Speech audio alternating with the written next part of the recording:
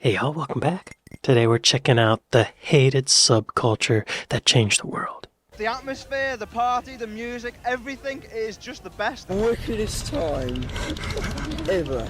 I'm keep dancing forever, me. Well, at least till I remember where I put my car. 90s rave culture was a phenomenon that swept across the world, breaking down social barriers, bringing people together. You run up and hug people just because that's what you want to do. You're smiling at people. Not everyone saw it quite like that. It's a 90s phenomenon which looks set to stay. According to police, each party is a disaster waiting to happen. Some newspapers have called acid house music a sinister and evil cult which lures young people into drug taking. When police moved in to break up the party at 5 this morning, the youngsters pelted them with missiles. But officers in riot gear broke through the barricades and into the building where they seized £1,000 worth of drugs. Today we will explore this incredibly controversial subculture that changed the world. It's one of the biggest hypes that have come on the music scene in recent years. And it's the peripheral stories that go with it. Drugs, sex, sensation. Wow. Okay. I didn't know that's what this was going to be about. I didn't look into this at all. Y'all be sure to go to Jimmy the Giant, like and subscribe. I've never been a rave guy. In the 90s, I was a rock guy. I was into grunge. I've never been to a rave. Damn, I probably missed that boat. It's probably too late for me. It looks like a lot of fun. Why was it hated, though? Let the kids have their fun time, you know? Right? Let the kids have fun. Let them blow off some steam. If they don't, they're gonna come burn your house down. Rave culture really took over in the 90s. It was a phenomenon in Britain, and it was so different to what culture was doing prior. So for us to work out why this happened, we need to go back to Chicago in the 80s. Basically, a bunch of gay black dudes were having a good old time boogieing to this genre of music called disco. But there was a major problem, and that was that disco was becoming uncool. When I say uncool, I mean there was literally a riot in 1979 to protest disco music. Yeah, I was gonna say, disco became uncool soon after it was cool for like 6 months. From what I understand, I wasn't aware at the time. Interesting that it's Chicago, and not New York, you know? I'm surprised. Between games, as planned, a huge box containing thousands of disco records was blown up. The rest was unplanned. Fans stormed out onto the field in the thousands. Disco records were hurled like frisbees. Bonfires were set. Bottles were thrown. In a panic that disco might die, Frankie Knuckles went into the lab and started to remix these disco tracks. And he started to take this sound and play it in a place called the Warehouse. So-called house music was first made in the creators' houses, but it was also performed at clubs called the Warehouse and Powerhouse. Americans didn't really get house in the beginning. There was no cool guitar dude with neon leggings and big hair to look at and admire. It was just a... Wow, that is literally what bands looked like. I remember that time. I remember that, the late 80s. Oh my God, it was so weird. I did not connect with this at all. At all. I was scared of it. Look at this guy on the left. Jeez. Wow. Cool guitar dude with neon leggings and big hair to look at and admire. It was just a bro with headphones looking at the decks. And so as house music entered his puberty, he packed his bags and got on a flight to a small little island. This is a resort that has made too many headlines for the wrong reasons in recent years, often because of the behaviour of some British tourists. Okay. It's coming together in my mind. I've heard of Brits going to Ibiza and causing havoc. Being the Americans of Europe, basically. They're partying, they're listening to house music. I didn't know house music got the name house because it was played at a warehouse and the powerhouse, and it was created in houses. What should we call this? House music. I already learned something. We're not even 3 minutes into this video and we're learning. There were 4 lads, somewhere in the late 80s. Speaking of music, I have another reaction channel called JJLA Reacts Music, where I react to music. Go check it out. somewhere in the late 80s, who went on a squaddy to Ibiza. Paul Oakenfold, Danny I've heard of Rampling, him. Nicky Holloway, and Johnny Walker. These boys would be I've heard known of as him. the Ibiza Four. Like most Brits in this era, they went there for a good time. They went to Ibiza to party, and they went to one club called Amnesia. But it would be in this club where they would discover this smooth daddy DJ called Alfredo. Alfredo? That's his name. Alfredo was this omnipotent DJ.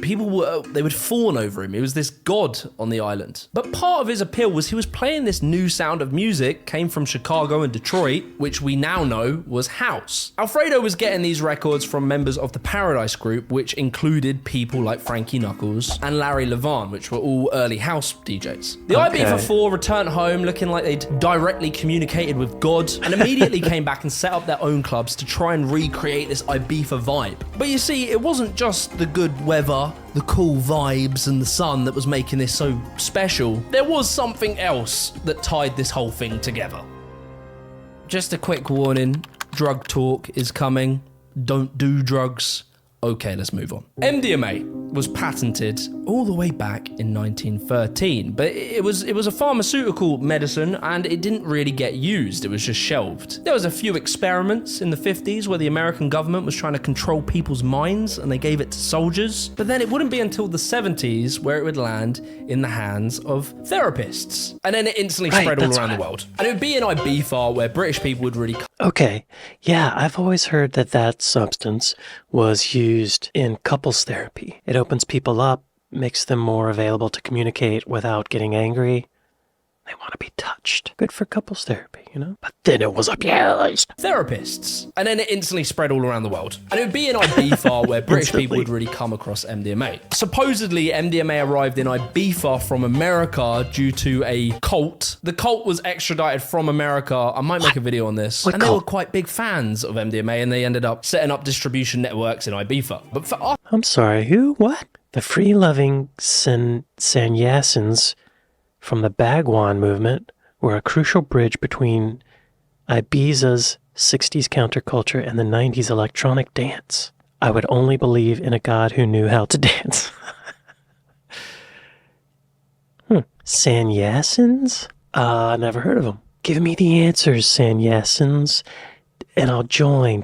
Sannyasa, sometimes spelled sannyasa, is the fourth stage within the Hindu system of 4 life stages known as ashramas. This is not about the cult, I don't believe. All right, I think they lifted that name from Hinduism. Supposedly, MDMA arrived in Ibiza from America due to a cult. The cult was extradited from America. I might make a video on this. And they were quite big fans of MDMA and they ended up setting up distribution networks in Ibiza. But Yo, we got a lot of cults here in America. I reacted to a video that Girl Gone London did about the differences between cults in America and Britain. We're much more susceptible to cults because we want answers. Us to really understand why ecstasy was so important, kind of need to get a feel for what Britain was like in the 80s.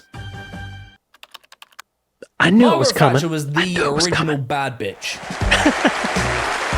Before Margaret Thatcher, Britain was, all holding each other's hands, singing, "We're all in this together," dancing on school lunch tables. And it was really nice, but there was a problem, and that was we were broke. In 1979, the Iron Lady came in to fix all of Britain's problems. She brought in a number of policies that focused on privatisation of industries. And this had ripple effects into British culture. The Thatcher times were kind of defined as very individualist. It's more socially acceptable to say, I want money, I want a house, I want a car, to be greedy. And this attitude did work for a bit, and you could talk endlessly about the pros and the cons of Thatcherism. However, towards the end of her time in office, the UK was once again in deep economic trouble, Y'all, I reacted to a video about Thatcherism. Check it out.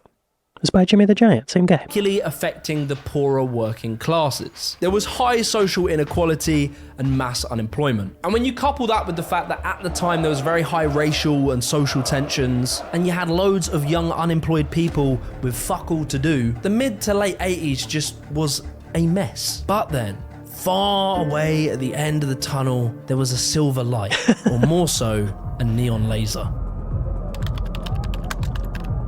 1987, okay. In 1987, as the Ibiza Four returned from their pilgrimage, They came back to England to spread the good news of house music and ecstasy. They all set up their own clubs around England, firstly playing Chicago house and Balearic beats. But slowly the house music started to evolve. It started to get darker and heavier. What do you know about acid house music? There's meant to be a drugs-related craze. And where did you find that out? That was in the paper. Just read about it in the newspapers that acid house music, I assumed it was something to do with the drug scene. All them lights flashing don't do you any good either, do it? It became very popular. Yeah, flashing lights probably aren't good for you. It became very popular very quickly, but there was a problem, and that was that the venues that the parties happened at, they couldn't keep the numbers. You could only squeeze so many bodies into this sardine tin until it popped. On top of that, the clubs would have to close at like 2 or 3. And for these lot, the party had hardly started at 2 or 3. They wanted to keep going till like 10 the next day. And of course, with this drug usage, the police...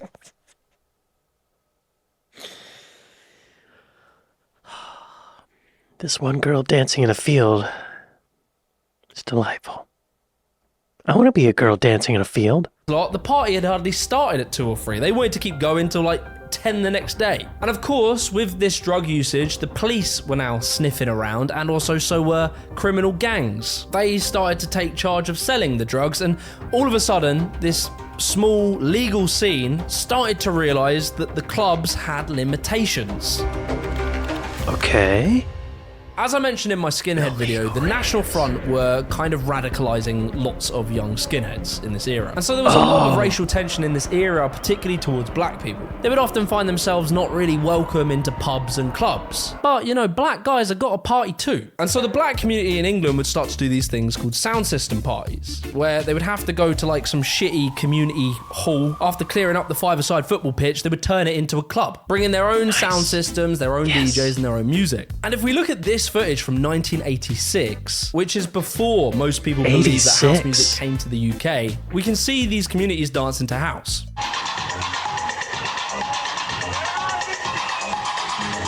So there was this going on with the black community, and this guy's shooting me a bird. Sir, that house music in 1986 does sound 80s though. It has that 80s clap sound.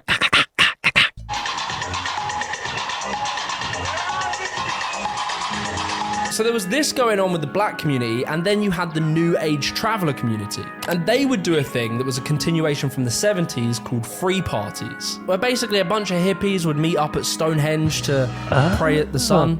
Just trying to live our lives, that's all. We don't interfere with anyone else.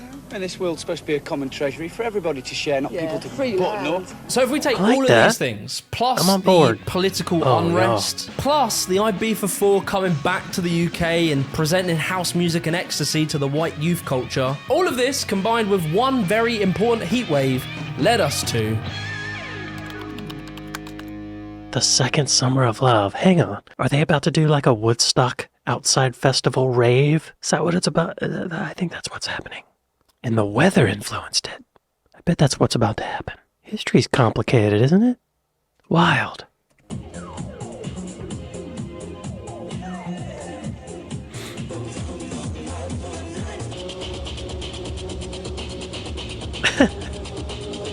What were being dubbed as acid house parties had started to leave the city centres and head for just random warehouses, air hangars and disused buildings where they didn't have any rules and they could party for days straight if it needed, and it often needed. And literally you would have tens of thousands of young people who would find out about these raves on just random flyers in the city. The organisation of this was ridiculous. Like, there was no address on the flyer. Thousands of kids would just meet at local service stations and go to a public payphone, ring the number on the day of the festival, and then be told a location by some shady geezer on the other end of the line. They had to do all this, obviously, to avoid being shut down by the police. But they were always happening sort of outside of city centres in random pockets. And it was funny because this was largely in part thanks to a road called the M25, a ring road around London that ironically was opened by none other than Margaret Thatcher. Wow. Okay. How do you rent an airplane hangar? How did they hide from the authorities? Maybe they didn't. I guess we're going to learn about that. Around London, that ironically was opened by none other than Margaret Thatcher. In their very quickly in the late 80s to the early 90s, rave culture completely spread all across the UK. And it's so interesting seeing just how much of an impact in such a short time it had on the youth culture of the time. I really highly recommend you check out Jeremy Deller talk about this topic. I've linked it in the description, where you can just see how different the culture of clubbing was in 1988 compared to 1992. Really?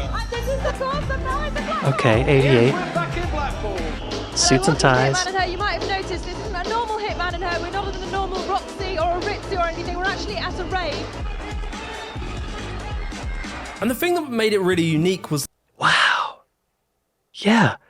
Brits were raving that early. Yo, I don't think I heard of a rave until, I don't know, the second half of the 90s maybe. Like 97, 98. It was going on for 10 years before that? That's amazing. Look at this. This 1988 rave looks like a high school prom. People are dressed in suits, nice dresses. It looks like a dance, like a wedding reception. Or in 92, totally different. This looks like a modern rave. The music is more frantic and distorted. People are dressed much more casually. I mean, even like pimps and hookers, probably. Yeah, that's a... I can't imagine these guys in 88 dancing to this music that comes out in 92. Amazing. Wow. Where you can just see how different the culture of clubbing was in 1988 compared to 1992. And this is the song from Behind the Black Hole. Yes, we're back in Black The music's slower. Hello, welcome to Hit Man and Her. You might have noticed this isn't a normal Hit Man and Her. We're not at a normal Roxy or a Ritzy or anything. We're actually at a rave. Wow. And the thing that made it really unique was that there was like a mix of different subcultures, like Manchester. This was where you had indie rock bands who would play sometimes at the same venues as house artists. For instance, you'd have a band like Happy Mondays, and then you'd have 808 Stay. They were both embracing elements of rave culture. Happy Mondays literally had just a full-time dancer called Bez. And he was just a guy on Gurners just sending it. As well, the combination of different subcultures created a dress sense, like a fashion, which some people called baggy. It was like a sort of mixture of tie-dye, psychedelic, hippie-type styles combined with football casual style. I remember a lot of the West Ham lads. Very interesting. Yeah, I've noticed a lot of the British rock bands from the early 90s were much more dance-influenced than the American rock bands. Dance club dancing was so far away from American rock and roll. But in Britain, they were combining them. That's fascinating. Be sure to check out my other reaction channel, JJLA Reacts Music, where I react to music. Maybe this should be on that channel. I remember a lot of the West Ham lads who'd come up to me on a Saturday football, you know. What's happening to all their leaders? What's all this rave music, you know? We gone soft, or we fighting, or we raving. It was hilarious. I mean, so many of the football boys out there lightened up an incredible amount. You used to have football hooligans, you know, being really friendly, because the ecstasy hit the football supporters as well, which changed their whole mentality. Yeah, interesting. But that was the point of rave culture. It was bringing all these different pockets. At one rave, you might see a Jamaican rude boy partying with a National Front skinhead, and then you'd have some suburban white kids, some punks, all under one roof. And this, to be honest, is where ecstasy plays its role. Well, I think one of the key things about ecstasy is it was very difficult to drink alcohol once you'd had a pill, because you got dehydrated, so you drank water. So there was no one getting drunk. There was no one getting aggressive. So that was what it wasn't. And what it did do was it gave you a whole sense of openness and of love. And the fact that this sort of environment... Maybe we all need a little bit of that substance. You know? What would the world be like if it was just in our water? Oh my God. Yeah, maybe that's not a good idea. But, I mean, what if, like, the American CIA started seeping that into the water in warring nations' water supply? You know? Like, just like a little bit. Like, instead of fluoride, a little bit of this substance. This comment is for entertainment purposes only. I feel like I need to say that.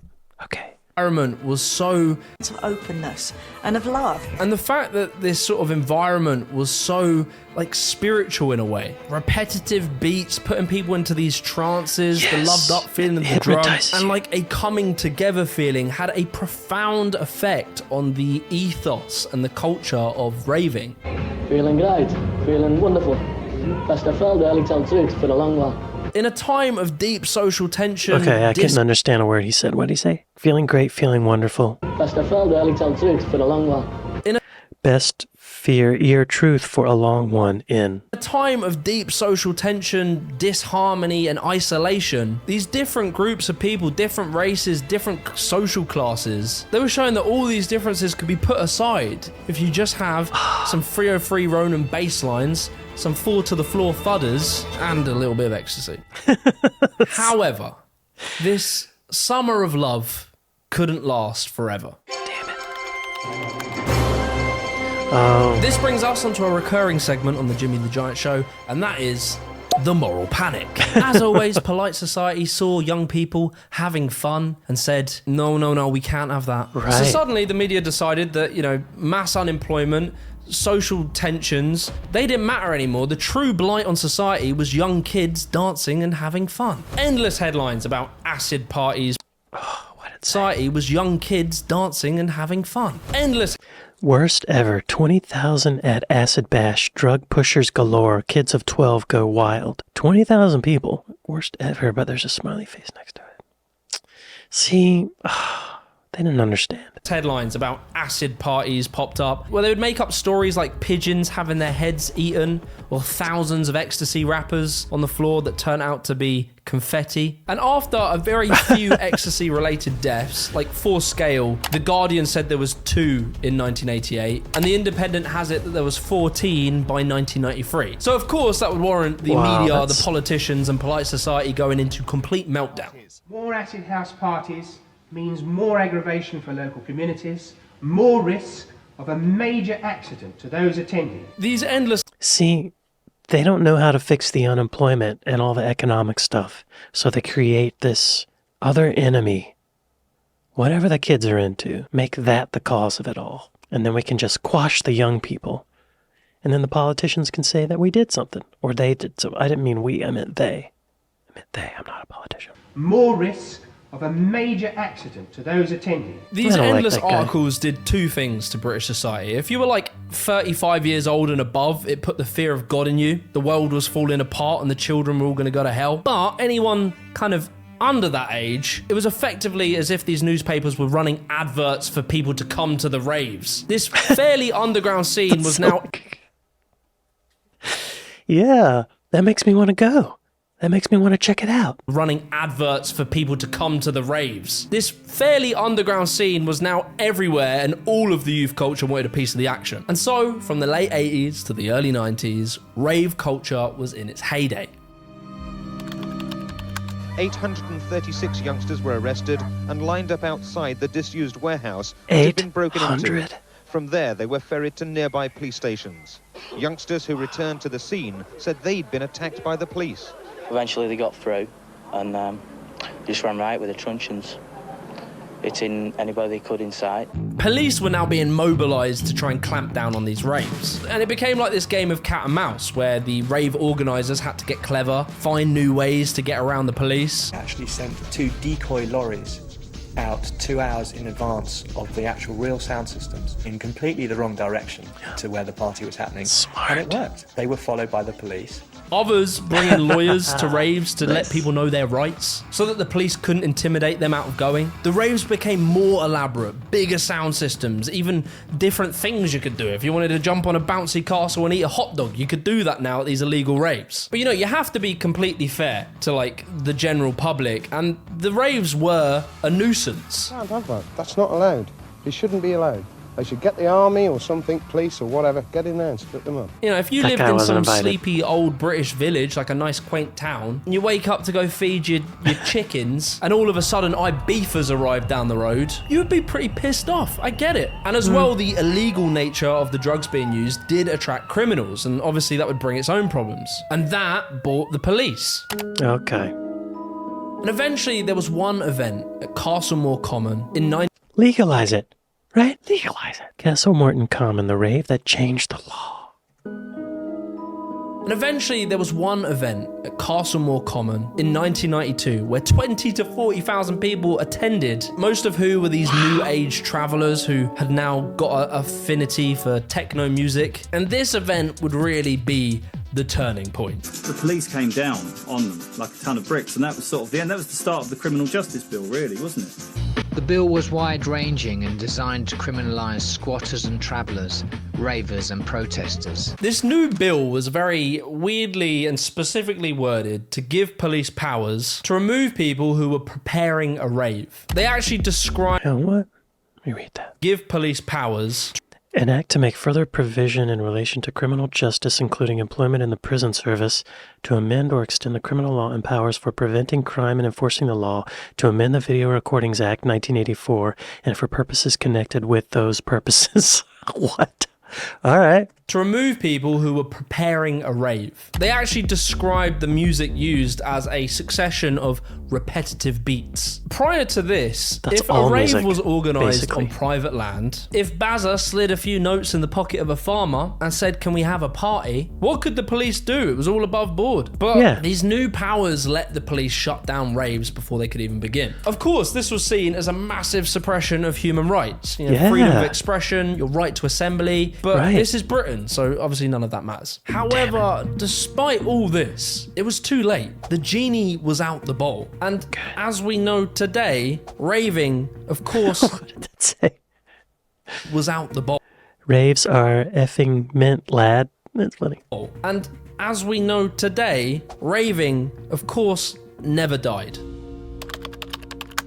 From here, all that happened was that raving became mainstream. Electronic music became really popular and the songs started to chart. Black Box went to #1 for 6 weeks without getting played on radio once, and all because it was being played at the raves that summer. And now licenses were being given out to legal venues to stay open all night. And these events were much safer. You know, you'd have big old fucking Terry at the door. They would have to have bouncers. The buildings were held up to a higher standard, so they were safer. They were soundproof. They needed certain licenses, etc. And as good as that is, and it is good, there is a problem, and that is that requires money. And you know, if you're educated at Eton and you worked in a few banks across London and your name was James Palumbo, then sick, you can open Ministry of Sound.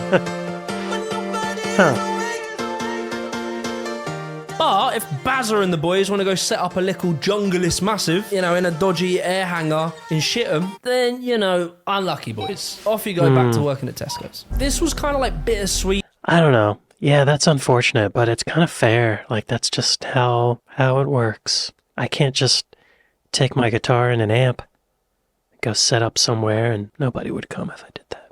That's not a good example. I can't think of a good analogy. It got too big. It got too successful. It was too good. It was too fun.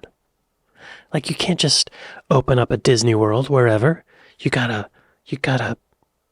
prepare. I don't know what I'm trying to say. You know what I'm trying to say. That's fair. That's fair. That's fair. Just want to go set up a little jungleist massive, you know, in a dodgy air hangar in Shitham, then, you know, unlucky boys. That still happens.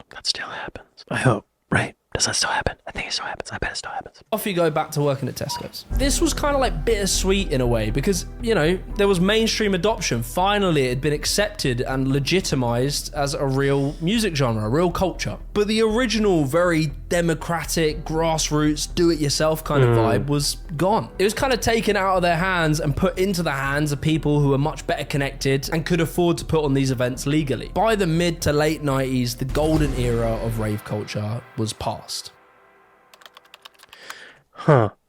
Yeah, the analogy that's coming to my mind is like when you discover a band and they're kind of underground and you think they're great, but when they get some mainstream success, it's like now they belong to everybody. It's kind of like not as fun. You feel less connected to it. Aftermath.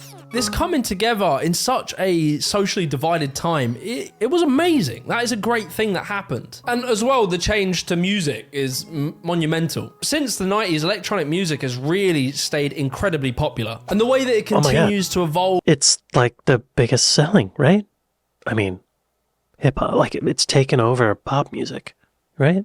90s, electronic music has really stayed incredibly popular. And the way that it continues to evolve and change, like with dubstep, drum and bass, etc. And now, even the Americans like electronic music. Obviously, they had to rebrand it to EDM, just to make it a little bit easier. The dance music industry is worth about $11.3 billion, and I don't need to tell you about all the amazing raves and all the big festivals that happen now. It's just part of the mainstream culture. But with all that said, it does leave one last important question.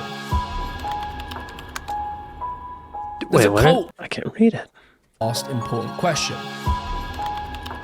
Did raving change the world? Absolutely. There's a cult classic film called Human Traffic. Every raver has watched it, and it deals with this topic incredibly well. My favourite scene is this one, where you see Danny Dyer talking to some geezer passionately. They're strangers, they don't know each other, but they're talking like they're best friends. That's what I was going to say, the fucking hooves, mate. That's what I calm down. What about the Emperor, yeah? The fucking Emperor. The king crackhead of the galaxy, yeah? He's got so much fucking hard cash from selling crack to space junkies, yeah? But then it shows the come down and the morning after. And R2-D2. When he's... Remember that? You know what? Fuck it. The children of ecstasy aren't safe anymore. We're no longer all together as one, but separate mental patients that yearn to be ejected out of this poisoned atmosphere to a warm bed and friendly therapist. The Summer of Love ravers really, truly believed that they were going to change the world. And in many ways they did. There was definitely some improvement in racial and social tensions post the 90s. Music, fashion, culture, everything has changed. However, when we look today and see just how divided society is right now, it seems as though the second Summer of Love has kind of worn off a little bit. And it almost feels as if societally we're in a very similar climate that created the conditions that birthed the 90s rave culture. So a part of me kind of believes that this is cyclical and maybe we'll see some kind of coming together unity type movement. But until that happens, all I'm going to say is, what's your name? What have you had? Reach for the lasers. Safe as fuck. Reach for the Also, don't forget to click the link in the description to get a special discount of CyberGhost VPN. Y'all be sure to go to Jimmy the Giant, like and subscribe. This was interesting. I didn't know about all this. So I've never done this substance that they're talking about. And I've never been to a rave. But what I'm gathering from that is that the next day, that good feeling doesn't last. And if anything, it depletes the dopamine. So then the next day you're just depressed. I've heard about that, like you have a next day depression. So it seems like maybe that just kind of erases it all the good brotherhoodish stuff that happened the night before.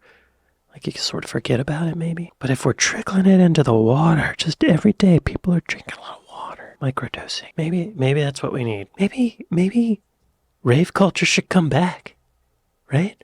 Maybe if we open it up to the old people. Maybe we start raves at assisted living facilities. Like a gentle rave, a little bit of substance. Turn the music down a little bit, or up so they can hear it. Turn the bass up so they can feel it. Maybe just have normal lighting, like maybe just a couple of crazy lights, but so they can see, get around. Maybe mix in some big band music from the 40s. With a 4 on the floor going. Da da da da da da da da da da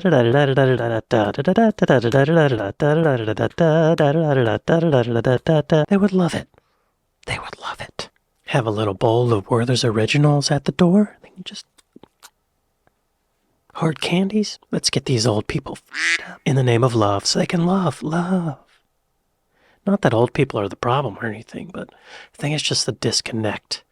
They don't trust that the young people aren't causing trouble, right? Or some of them are probably seeing the young people have a great time and they're jealous. They're like, you can't do that. I didn't get to do that when I was that age. You shouldn't be able to do that, right? I feel like there's a lot of that. Let's bring it back, y'all. Let's bring it back. Maybe the music needs to change. Maybe we need a new genre to encompass the new rave culture. Maybe we shouldn't call it a rave. Maybe if we call it a shindig, the old people would show up. Did any of y'all go to these raves? I bet you did. I bet you did. Were any of y'all shown in this video? I bet you were. I bet you were. Hey, if you made it this far in the video, maybe give me a like and subscribe. I'd like to thank my patrons. I'd like to thank my Buy Me a Coffee folks. Thank y'all for watching this with me, and I'll see you next time. Later.